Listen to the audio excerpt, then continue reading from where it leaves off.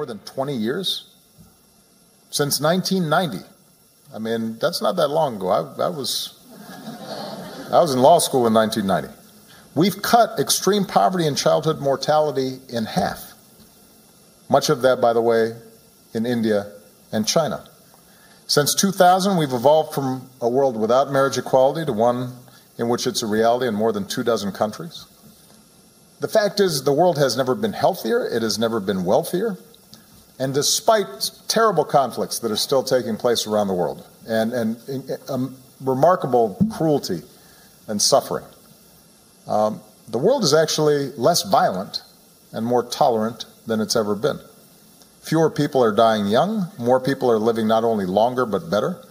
More girls are attending school, more adults can read, more children have the vaccines that they need. And the point is that none of this happened just because of luck. It happened because people chose to make it happen. And many of those people, working over the course of many years, started without power or wealth or title. And many of them were extraordinarily young, just like you. I always have to remind people that when you think of somebody like Dr. Martin Luther King, who did so much in our country, he was 24, 25 years old when he began that they would be part of this upward trajectory in our human story. So that's the legacy that is available to you should you choose to grab it. That should inspire each of you to keep pushing for progress in whatever field you're in and whatever communities that you live in, knowing that your efforts matter. And I hope that all of you stay engaged after this session and are prepared to work with each other and work with us, and let other young leaders know about how we can continue to build up a community of change around the world. And that way, next time I come back to India, you guys will be here waiting for me, and you can tell me all the amazing progress that you've already made. All right? Okay. So enough talk. Let's, we're going to get Anshu back out here. Here he is. I said, by the way, that I thought he was the sharpest dresser of any introducer that I've had. I think that's a good outfit. I can't get away with it. It's a little too hip for me. But we're going to sit here. We're going to use these mics. Yes. Okay. All right. And sometimes I may stand up just because I've been sitting a lot and I'm going to have a long flight to Paris right after this. So don't mind me. Should I start? Or? Yeah. Okay. So there aren't any big ground rules on this. This is just a conversation. The only rules are that if I call on you, you have to stand up, if you can, and introduce yourself so that people know who you are. Tell us a little bit, but not too long, about what you're doing. And the only other rule is we're going to go boy, girl, because sometimes men talk too much. So that way we can assure ourselves that there's parity and equality, because we have to model the kind of world that we want.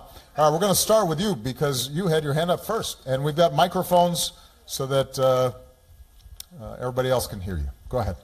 Good afternoon, sir, and Yes. Thank you for giving us a beautiful opportunity to come and speak to you about what we are doing in our field work and how we can contribute to your vision of a global community.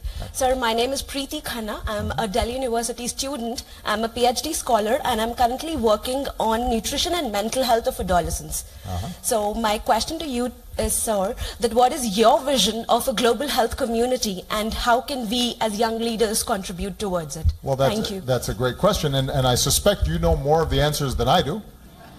But I'll go ahead and offer a general view on what I've learned during the course of my presidency. The first point is that if you have a healthy community, particularly starting with healthy children, that's going to be one of the greatest indicators of overall development for a country. So it is not only good for the individual that there's a public health infrastructure that is promoting people's well-being, but it's also good economic policy. And what I've learned is that it starts with young people, because young people are naturally healthy if people don't screw them up. And the more that you can emphasize prevention, the better off you're going to be. If you think about advanced economies, some of the progress that has been made has to do with the marvels of technology and science. And thankfully, because of things like vaccines and other discoveries, we can cure diseases that in the past we could not cure. But probably the single biggest contributor, for example, to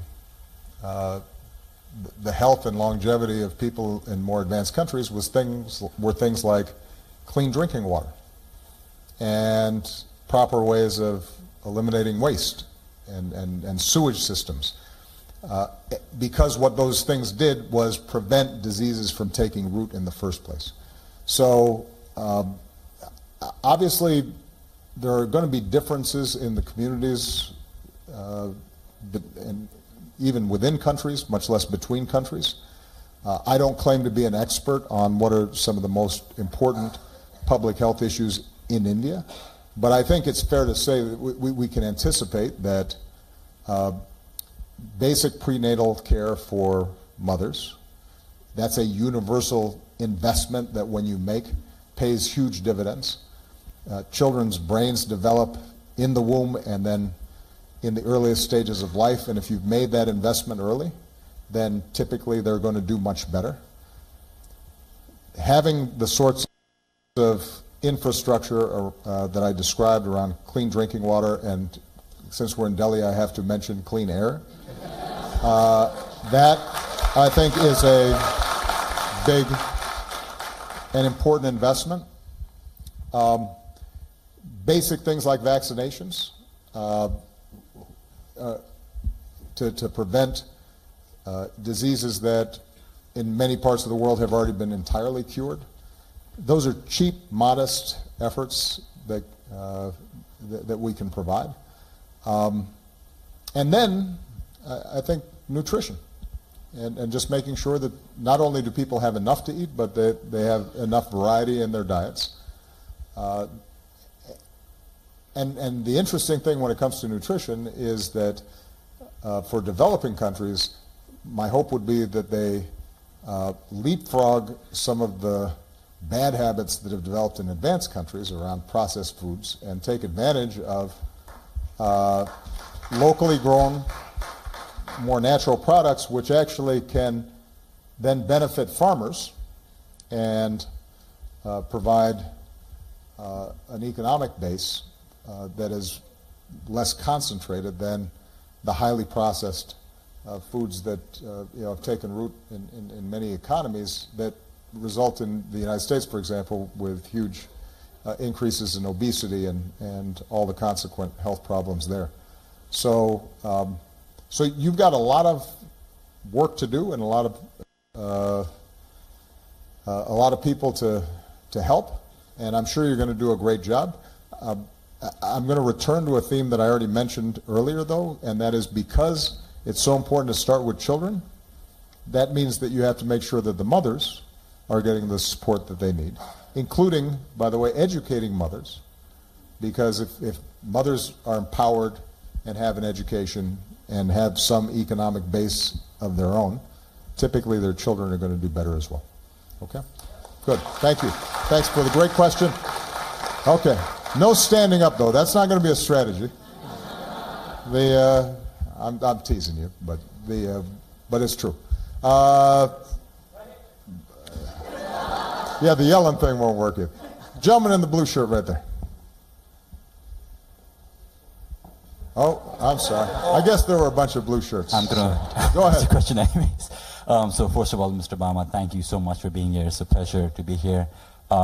a lot taller than I thought you'd be. You know, it's interesting.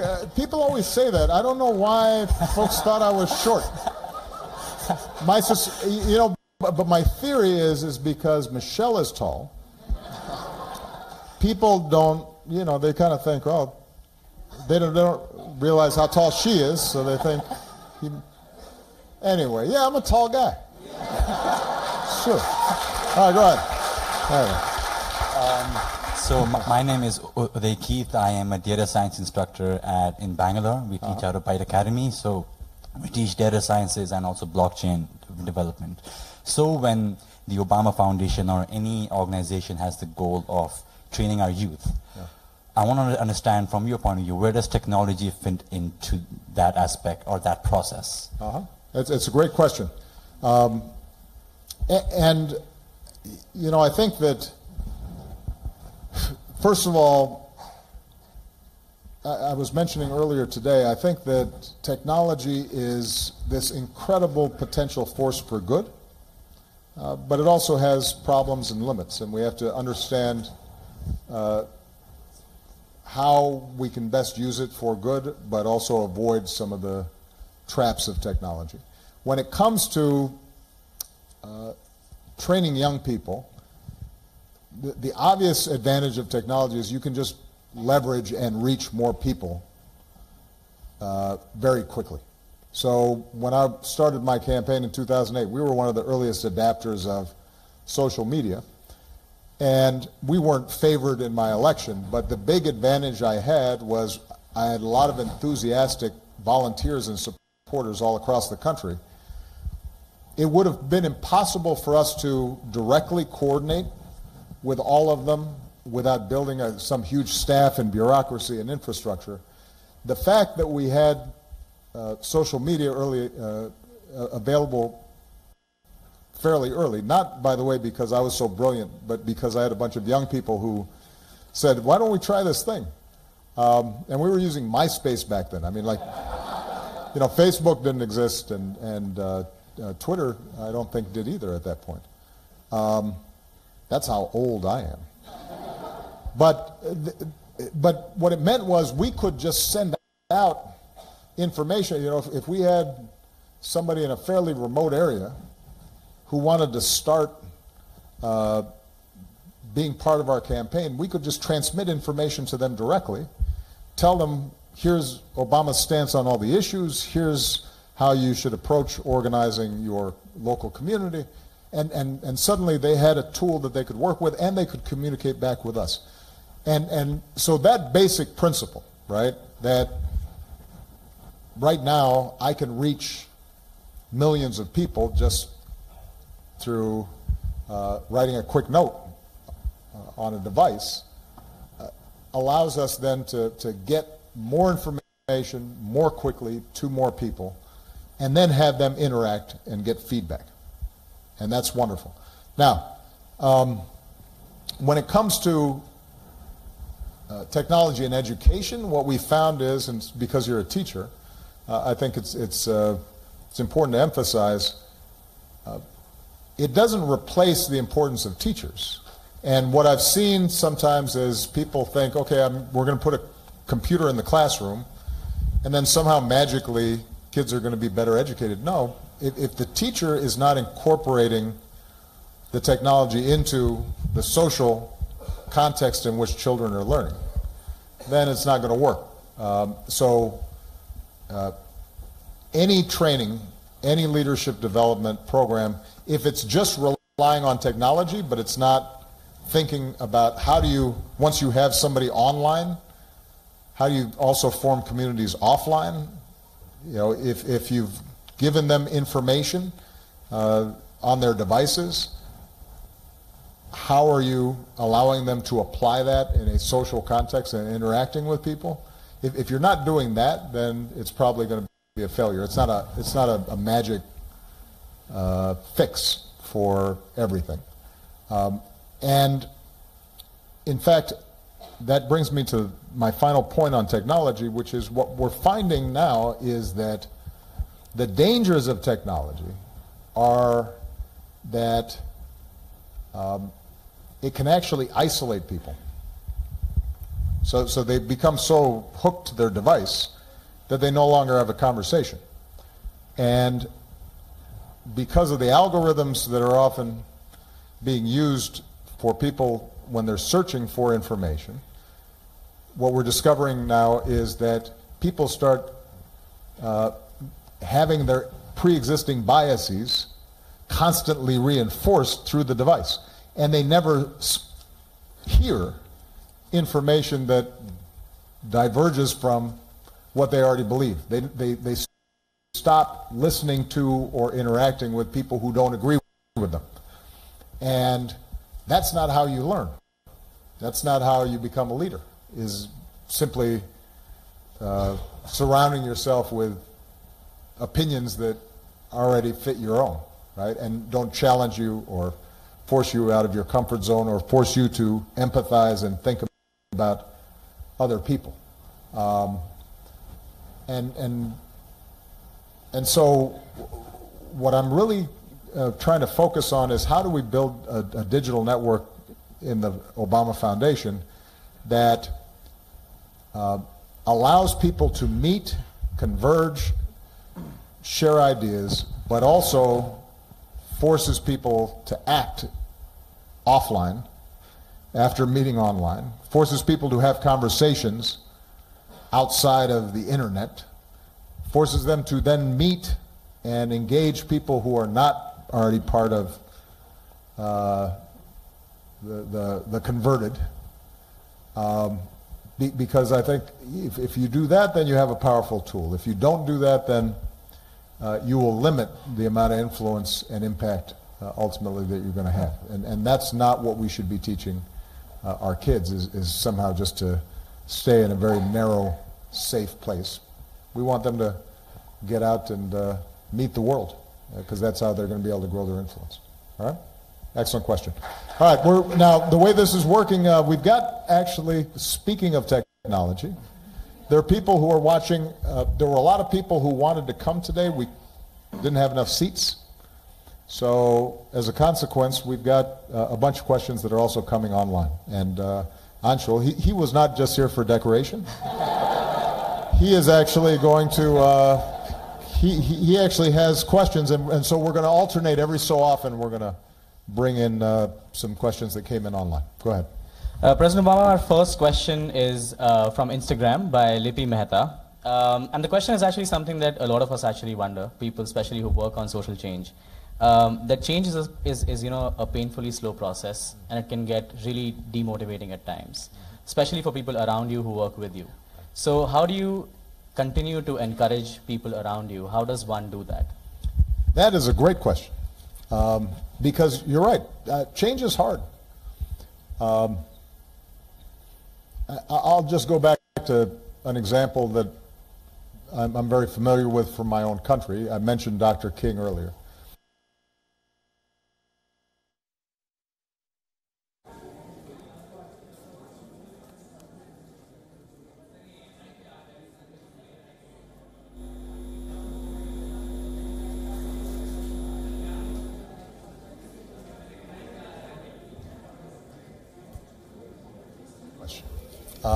Because you're right, change is hard. I'll just go back to an example that I'm very familiar with from my own country. I mentioned Dr. King earlier, and the movement for equal rights for African Americans. What people don't really recognize is that from the time that the Supreme Court of the United States declared that separate schools for people of different races was inherently unequal, which happened in 1954, to the time when a law was actually passed that would implement that in a serious way, that was a decade. Then it took another decade or so of court fights and battles and so forth before you actually saw schools get, in a serious way, desegregated. So that's 20 years from the time you have what looks like a victory until you're even actually seeing significant effects in society. And there are guaranteed analogous situations here in India where it feels like, man, we've been working for a long time, and we thought we had a victory, and then suddenly it seems it's not having an effect, and we've got to keep on going, and we're refighting battles that we thought we had already won. And if you're working at a local level, then it can be even more frustrating and discouraging, because you don't have the benefit of, publicity and TV cameras and a sense of a big movement. You feel isolated and alone sometimes, and you're just trying to work, and nobody's really persuaded that what you are trying to do is possible. So a couple of things that I would just suggest. The first is know ahead of time that change is hard, so that you're setting your own expectations properly and you're not getting discouraged. Point number 2 is to try to break up your efforts into bite-sized pieces, manageable pieces. One of the classic things that I used to do in training young organizers, I would say to them, if your goal is eliminating world hunger, you're going to get discouraged very quickly. If your goal is, here's a local community and I'm going to try to help feed X number of people over the course of the next couple of years, well, that's something that's achievable. So you want to make sure, it doesn't mean that you should set your sights low. It just means that you're breaking up your actions and activities into something that feels achievable, because then when you are mobilizing supporters and partners and others who want to work with you, you're going to create victories along a regular schedule, and that makes people feel as if what they're doing is worthwhile. The third point I would make is make sure that you're listening to the people that you claim you want to help. Because I think one of the fastest ways that a lot of young people get discouraged is they have a theory in their head, and then they go into a community, and the theory bumps up against reality because they're trying to tell people this is what should be important to you, and the people say, that's not what I care about, right? So if you go into a rural area in India and you say to them, you need to start working on climate change right now because the way the weather patterns are shifting, the monsoon season is going to change and there's going to be terrible droughts, and people are going to say, I need to, I'm worrying right now about feeding my family. And so one of the most important principles, I think, and this prevents you from that kind of discouragement, is if you've spent time listening and finding out what it is that people themselves are concerned about, then you will shape your efforts and your agenda in a way that people are responsive to. And you won't feel like you're just hitting your head against a brick wall. You'll feel as if you're in a conversation and working with people with the energy that they naturally have. That doesn't mean that it becomes easy. It just means that you're in a relationship, and relationships with the people you're working with are really important. Then it's not an abstraction. And people, oftentimes, they'll work with you when times are hard, not because they necessarily are absolutely convinced that you're going to succeed, but because they care about you, because you have a relationship, and that's important. And then the final thing is take time to have some fun within your work. And I did not always follow this advice. All I did was party from about the age of about 15 to 20. And then something happened to me and I became very serious. And from about the age of 20 to 27, I was just always serious. Working, I was reading, and I only had one plate and one towel, and because everything else was wasteful, and my mother would come to visit me, and she'd say, "Yeah, let's go, go out to dinner," and I'd say, "That's a waste, and that's a bourgeois, blah blah blah." And I just took myself very seriously, and part of it was a reaction, right? Because I had had way too much fun for a while, so I felt like I had to overcompensate. But the point, though, is that in your work, I think if you're trying to do something good and important, sometimes you feel as if, all right, I have to make sacrifices, and this is hard, and I've got to really tighten everything up. There can't be any loose ends, but that's sometimes not sustainable, right? So you have to create space, not just in your own life, but also in the organization, where sometimes you say, well, let's just do something fun. Sometimes let's do something that creates joy. And that can be anything from a dance to going to the movies to surfing. Did somebody say surfing? Okay, go surf, man. I mean, I didn't know there were big waves in India, but that's cool. That's cool. Okay, all right.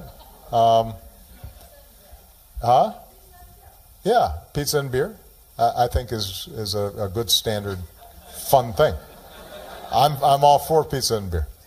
So anyway, I've got other stuff, but I don't want to engage in a monologue here. It was a guy I asked first, right? All right, so guys, all put your hands down. It's the ladies' turn. This is always the hardest part, is choosing people. The young lady in the white... yes, it's beautiful. Thank you. Oh, but you need a microphone. Here it comes. Here it comes. Mr. President, I wish a great success for the Obama Foundation. I am a transgender woman. My name is Dr. Akai Padmashali. I was a sex worker. I was a beggar. I was rejected by all the sections of society. And I am the black beauty. And I love you. Yes, nice, thank you. Okay. Mr. President, I have so many issues to bring before you. As a social activist, founder of Pondere, I was not able to come here today from Bangalore, Karnataka to Delhi because I was facing so much of financial crisis. Did not have money to travel here. I need to thank change.org for getting me here. Okay. The issue is, the two things I want to bring, one is the question, one is a request. The question is, when the state terror is against minorities, be it a transgender, be it a sexual minority, be it a caste, religious, race minority, when you have been stigmatized, you have been discriminated because nowhere of your reason, and the patriarchal notion and the power is dominating against you, and I want to take my strong objection on it. Right? How do I speak? I'm a criminal before the section 377, which criminalizes because you are a transgender, lesbian, gay, bisexual, and how do I raise my voice against this? The second thing is about the Transgender Protection Rights Bill, where the government is not in a consultative, democratic, transparent way of discussing what exactly the community wants and not the government wants. If that's so, how do I raise my voice? How do I fight against it? That is my question to you. How do I resolve the world crisis? I think across the world, we as sexual minorities, as transgender, facing social rejection, negligent way attitude. We are seeking for love, affection, acceptance. That is my question to you. How do I deal with that?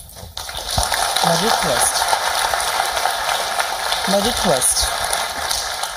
request, can I hug you? That's it. Well, we can have a hug after the event's over, because otherwise I'll start. Thank you. We'll be doing a lot of hugging, and I won't be answering any questions. I can't speak to the specifics of legislation in India because I'm not qualified. I have not been keeping pace with exactly what's happening in the parliament around these kinds of issues. But I can answer your more general question. And I think the answer is it begins with what you just did, which is to find your voice and to be able to articulate your views and your experiences and tell your story. And that's true of any group that is marginalized, stigmatized. Finding that voice and being able to tell a story so that the perceptions that somehow you are different are broken down because people start recognizing their own experiences in you. They see your humanity, right? So, this is one of the reasons why, by the way, why art is often a powerful tool in social change. Because what it does is, through art, suddenly people see for the first time, oh, that black person feels like I feel. Or that woman is experiencing something that I should be able to understand.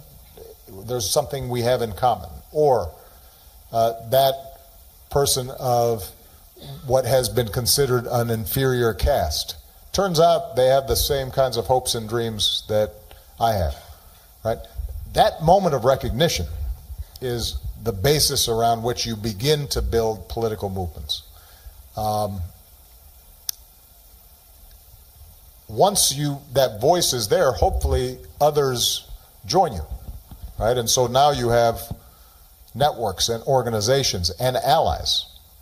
And one of the things that I think is important in terms of any effort to bring about positive change is thinking about the allies that you are that are available to you.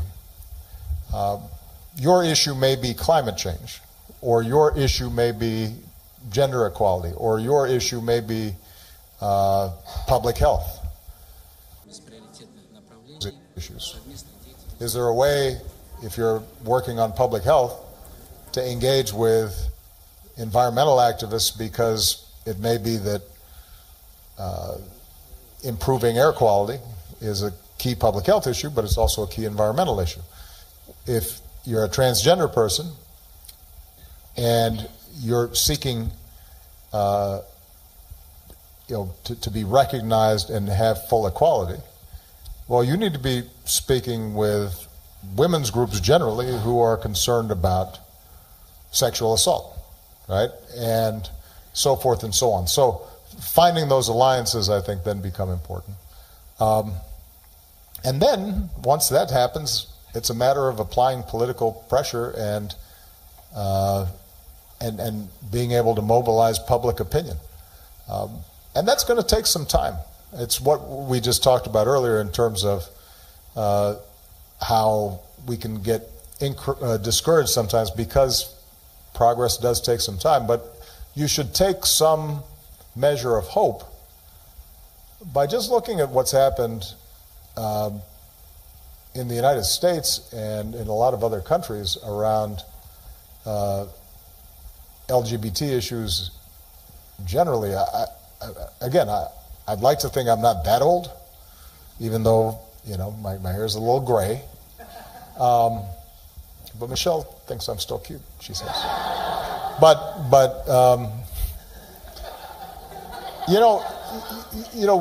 when I was in when I was in college, so this would be back in the early 80s, it was just beginning for persons who were openly gay or lesbian to have student organizations. The laws on the books were still discriminatory across many states in the United States. And so now there is just an open acknowledgement, even among many conservative parties, that we should not be discriminating against persons because of sexual orientation. And that happened, with respect to human history, amazingly quickly, right? In the span of 20 years, basically. Now, in the span of one person's lifetime, that can seem painfully long. But it requires a steady education of the public, and then a political strategy that puts pressure on elected officials, and that's going to take some time. Yes, sir. Right here. Let's get a microphone.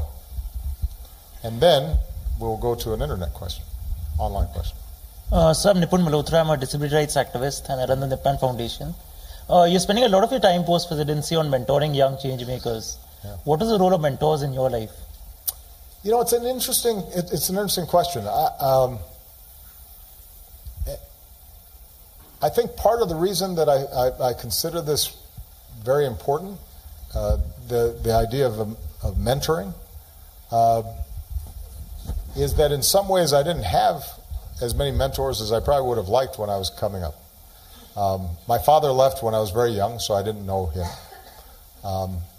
My grandparents, my grandfather, my grandmother helped my mother raise me, and they gave me all kinds of love and support. But and I had a stepfather who I lived with for 5 years, all of whom were very kind, good people.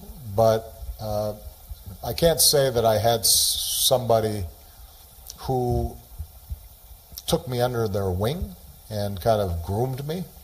I had to kind of figure a lot of stuff out on my own, which is part of the reason why I was partying from the age of 15 to 20. So I think it's the absence in some ways of mentors when I was young that makes me appreciate how valuable they were. Now, as I got older, I began to meet certain key people in my life who I think gave me ideas, gave me direction, but it wasn't very systematic. And what I've discovered as I became more successful was that my ability to have an impact on people, just by paying attention to them and giving them some advice and giving them some counsel and helping them learn from mistakes I had already made, they found incredibly powerful. And I realized I would have also if I had had figures like that in my life. And so part of what we've done is we've tried to systematize this. When we were in the White House, Michelle and I both would take on mentees, kids from underprivileged areas, and I'll use Michelle as an example actually, because what she did was wonderful. She would take a group of, let's say, 20 young women. These were all from poor schools, mostly African American and Latino, and she would meet with them. She would host a tea at the White House with them. She would take them to meet with college counselors to talk about how they could potentially get to school. All told, probably over the course of a year, if you added it all up, she probably didn't spend personally more than 8 hours with them. But what she was also able to do then was assign somebody from her staff to each individual person to mentor them. And if you added it all up, those young women would say that it was one of the most powerful things that had ever happened to them, and changed the trajectory of their life. But it was with a relatively small investment. So it goes back to the question earlier about technology, the power of technology, how you leverage it. Mentoring is similar in the sense that you can leverage a few hours into something very powerful that can give a boost to a young person. And all of you are in a position already. If you're sitting here, that means you've already succeeded in doing some amazing things. You're already in a position to mentor somebody behind you in a way that would be transformative for them. And it wouldn't take that much time. And so if you just then think about that, you multiply that, the impact of that can be profound and powerful. Go ahead. All right, we have a question from Tejesh, who's also in the room with us right now. And Tejesh. Well, if Tejesh is in the room, I'll call on him later. Let's go to a next question for somebody who wasn't in the room. Tejesh, you were kind of double dipping here, huh? You sort of like, well, if I don't get called on here, I'll get my. It's a good strategy, but I caught you. So we have a question from Zen, and Zen asked this question on Facebook. What are the strategies for passing leadership to the upcoming younger generation for the betterment of our society? Well, we just talked about, I think mentoring is a good strategy. One thing that's worth thinking about, some of you have probably already confronted this in your own organizations. Some of you may be the heads of organizations, and you're going to have to start thinking about this and dealing with it, is how do you empower young people once they're involved in your organizations? Because let's take the example of political parties just for a second. You know, the work we're doing in the foundation is nonpartisan, so I'm not referring to any specific political party. But one of the things that I see as I travel around the world is the political party is full of really old people who've been there forever. And look, I'm a member of the Democratic Party in the United States. I'm a very proud member. But the truth is that we have a lot of leadership that's been there for since I was a kid, or at least in college. And two things result from that. One is it means that young people who aspire to have influence get blocked. They have nowhere to go. The other thing is that over time, if you've been a leader for too long in the same spot, you start losing touch. Right? I mean, you don't have a feel for what's happening because you get set in your ways and new things happen. And what is true for political parties are true for every organization. And one of the big advantages I had in 2008 when I ran was partly because we were underdogs, partly because of my previous experiences as an organizer, our bias was to have young people come in and then we just give them huge amounts of responsibility. And we'd take some 23-year-old and we'd just throw them into some community. And we'd say, you're now the director of this community and your job is to get us this many volunteers and this number of votes and go figure it out. And then,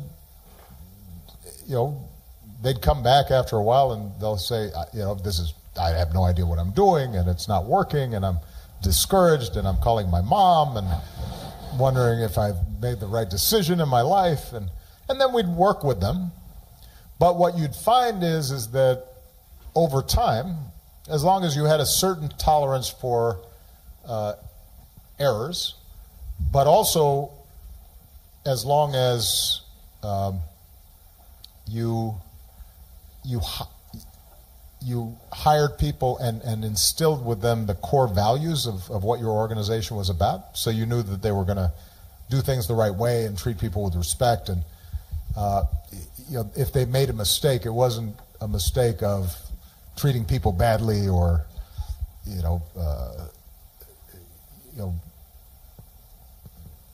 somehow not encouraging other people, but they make mistakes that we all do, especially when we haven't done things before. The bottom line, though, is that we ended up having so many more leaders with energy and new ideas. That's how our technology took off, was because we just gave responsibility to a bunch of young people and said, yeah, let's try this out. And things would happen that would not have happened if we were just hiring the same old people who had done the same old things the same way for years. So what that means then is, if you want to keep your organization fresh and engaged and attract young people into it, you can't hold all the power yourself. You can't have just a complete top-down, here's your orders, and you just... There has to be some element in which people are valued. Now, that doesn't mean that, I do want to say that sometimes, in the United States at least, I don't know if this is true in India, what are called millennials get a bad rap because maybe they have such a high estimation of themselves.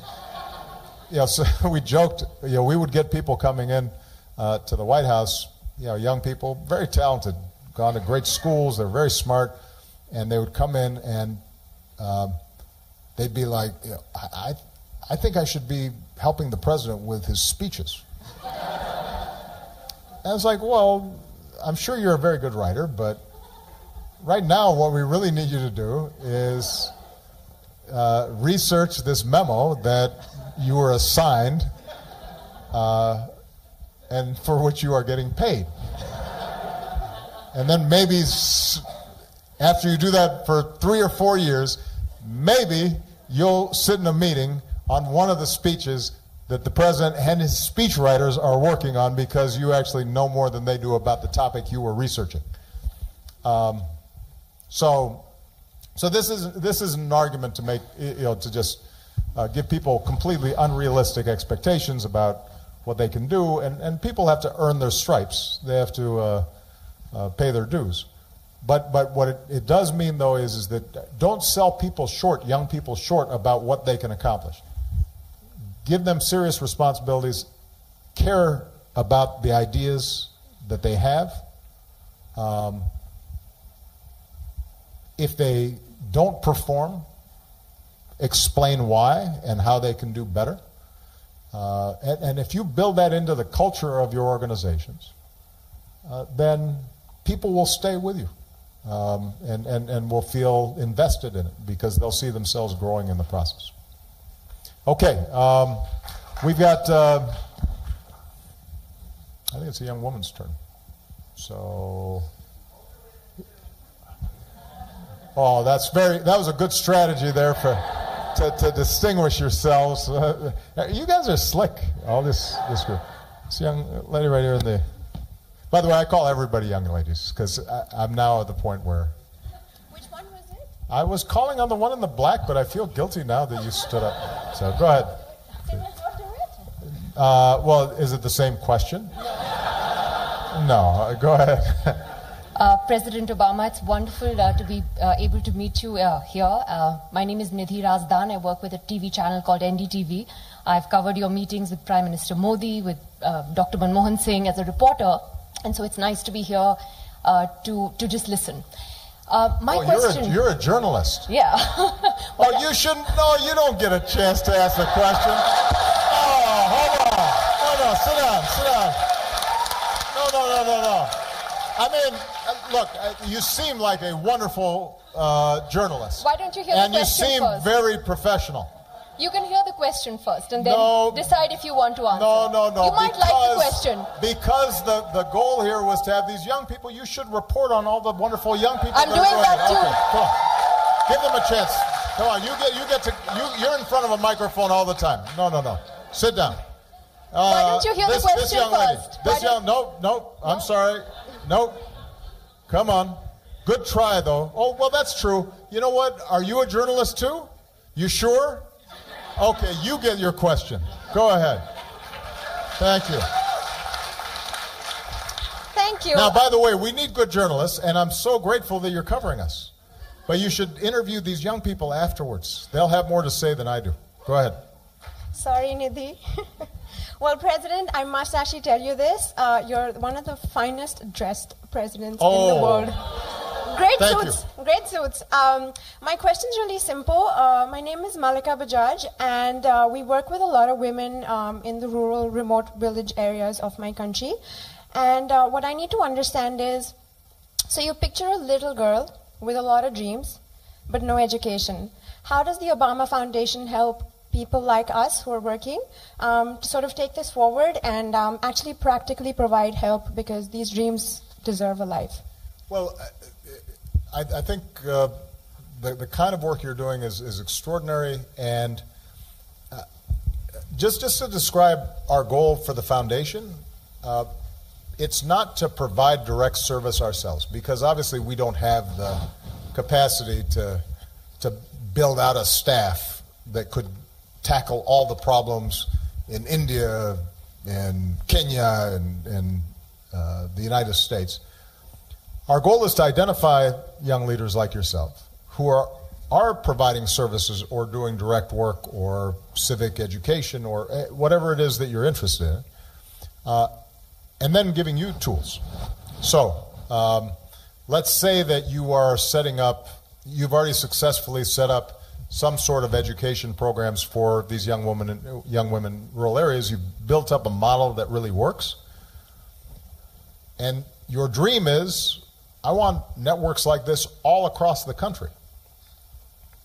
Well, what do you need to do that? Presumably you need more money. How are you going to raise that? You're going to need some sort of organizational strategy to build out what you're doing, perhaps state by state. You're going to need perhaps a better media strategy and social media strategy in order to publicize what you're doing. So our goal then would be to provide you with whatever tools you need to help scale up, to help succeed.